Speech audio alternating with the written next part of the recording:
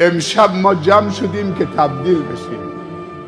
کشور ما تنوع مذهبی داره، تنوع قومی داره، ولی بالاتر از همه ما مسلمانیم، بنده خدا هستیم.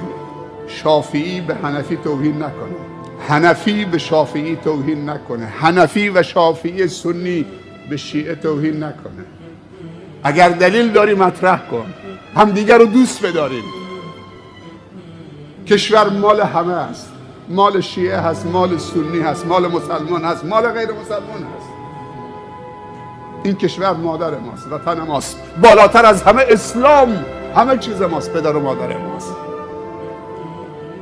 اگر کسی اشتباه میکنه تذکر بدین، خیلی محترمانه. فرهنگ همزیستی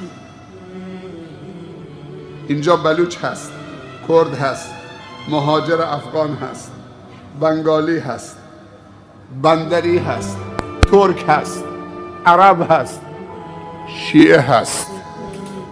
من به برادرها و خواهرای شیعه هم گفتم وقتی میاد اینجا تو قیام مهرتم با خودت بیار، دستم نبند، کسی حق نداره چپ چپ بهش نگاه بکن. اگر پید برد که این مهر نباید بذاره، اون موقع خودش نمیذاره. ما خیلی از خواهرها و برادرای شیعه داریم تو این مجالس میان، دوستشون داریم، از صمیم قلب دوستشون داریم. رفتار بعضی از افراد مانع نمیشه که همدیگه رو دوست بداریم. اگر من اشتباه کردم این مانع نمیشه، این اشتباه شخصی منه. قومیت های زیادی تو کشور ما هست، ولی همه مسلمانن.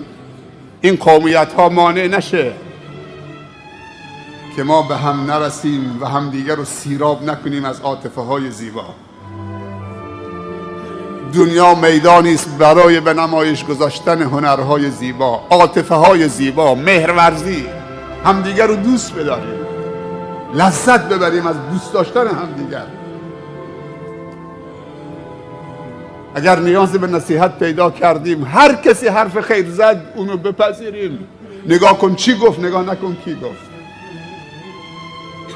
ما اینجا نیامدیم که فقط نماز تنها بکنیم، آمدیم که قرآن رو بفهمیم.